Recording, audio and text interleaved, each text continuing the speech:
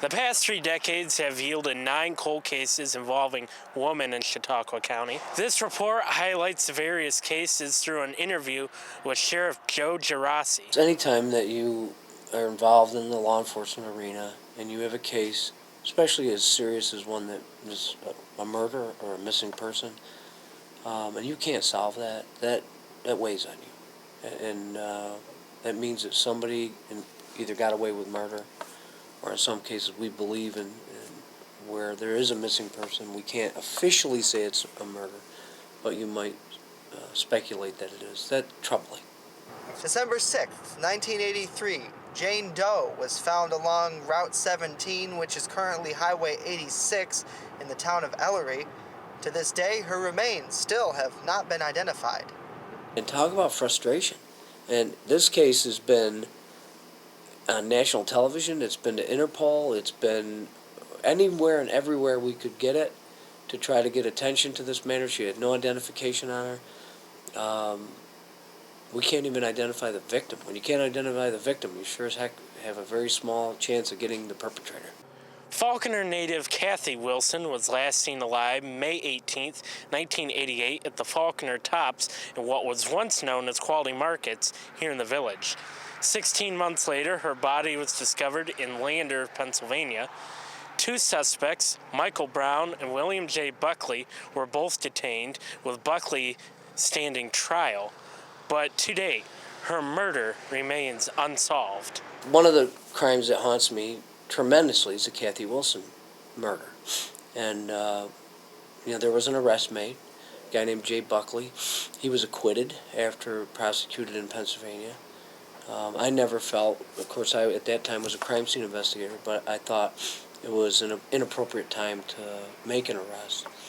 And but that case is unsolved, and there's not been any advances on it. Carol Lambert's decomposed body was discovered in a barn in the Sugar Grove Township on July 30th, 1989.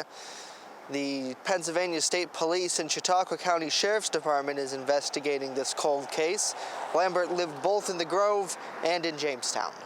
Judith McElhaney was found October 8, 1990, clinging to life at a rest stop here on Route 5 in the town of Sheridan.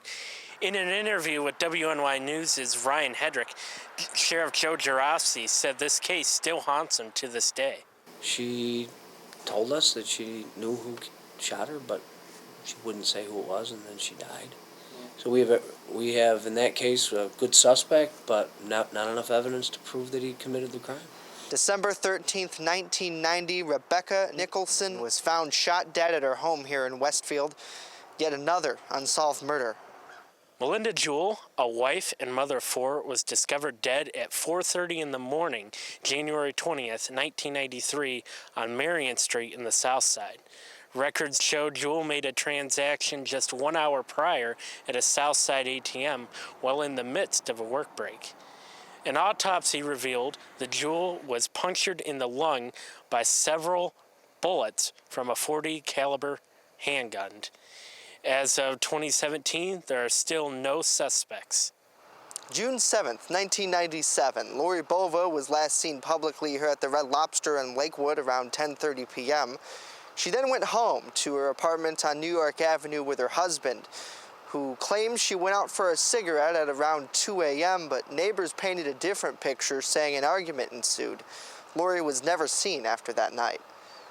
Yolanda Bendix, a mother of 4, was last seen alive August 10, 2004, at what was formerly a Family Dollar store at Fluvanna Avenue.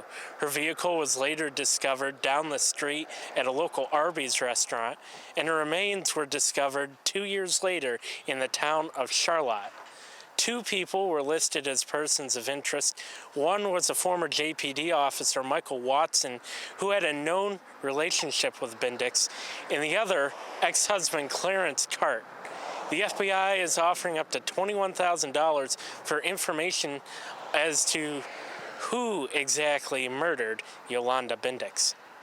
Cory Anderson was last seen October 28, 2008 at what was the Lake County Dodge here on Washington Street in the city. And then 2 days later, authorities discovered her dark blue Dodge Caravan on Courtright Road in the town of Busti.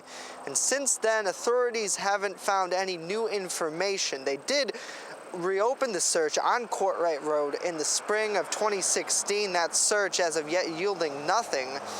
And now her husband, Ken Anderson, who was named a person of interest in this case, is now in Kentucky on unrelated charges, those charges ranging from kidnapping, rape, and unlawful imprisonment. There's an overwhelming amount of frustration to a point where people just kind of want to forget these events happen. We can't let it happen. They can't let that happen. We owe it to the victim. We owe it to the victim's family. I think you avoid it by making it a priority. And, I'm not going to stop making it a priority. And if it means, going back, and which I intend to do, to the legislature next year in my budget and asking for the funds to start a cold case squad. Again, I've done that several times in the past. From the NYPA border, and for my colleague Justin Gould, I'm Matt Hummel, WNY News Now, where coverage comes first.